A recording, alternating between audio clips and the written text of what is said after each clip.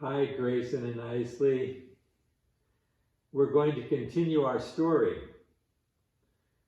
Who are the three children? Can you say their names?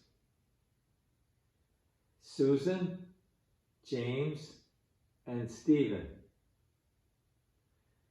Remember where we left them.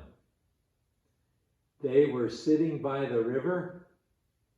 The toy boat came down the river. James waded out in the water, got the toy boat, opened it up, and there inside was a note. It read, "Help me, I am stuck up in the mountain." Well, James and Stephen and Susan said, "We have to help whoever's up there. This is a rescue operation."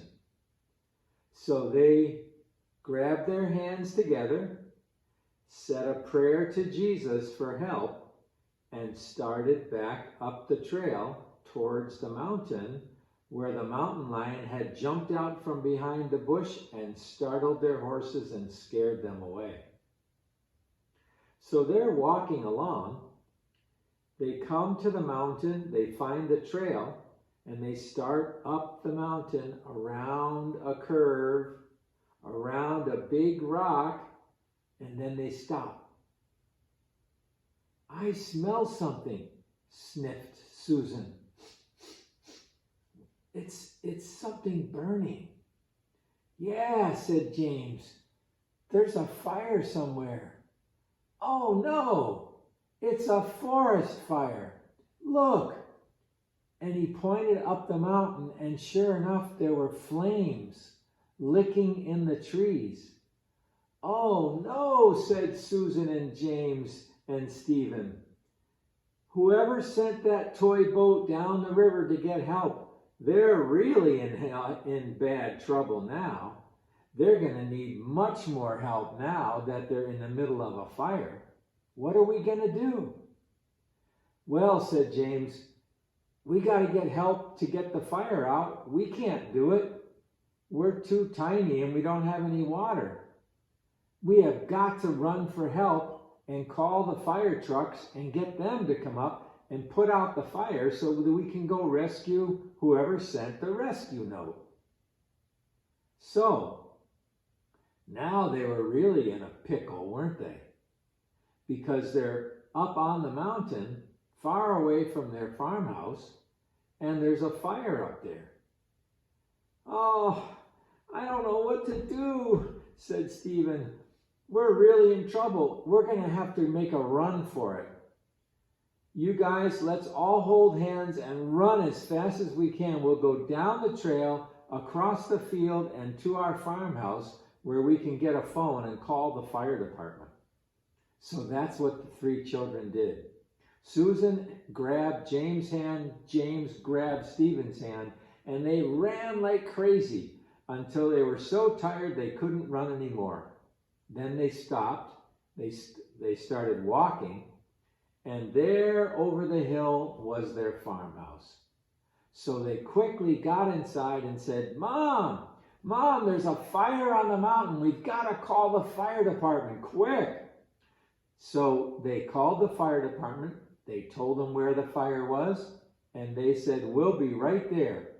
And 5 minutes later, row, row, row, they could hear the fire engine. They looked out, and there was the fire truck making its way as quickly as it could to the road that leads up the mountain. Well, now Stephen, James, and Susan were pretty excited. Mom, please, you got to drive us up the mountain so we can see what's going on with that fire. And besides, Mom, there's somebody stuck up there, the person who wrote the note and put it in the toy boat. We've got to help them." So Mom piled them in the back of an old brown station wagon, gave them a thermos of water because it's going to be hot up there with the forest fire, and off they went. They followed the fire truck up the side of the mountain to where the fire was burning. Well, Stephen, James and Susan got out of the car, and there was the fire. It had grown bigger now.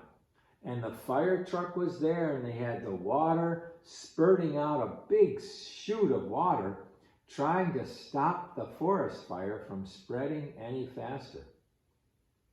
Well, Susan wandered off a little bit to the side and looked around the corner of a little rocky cliff, and she saw something.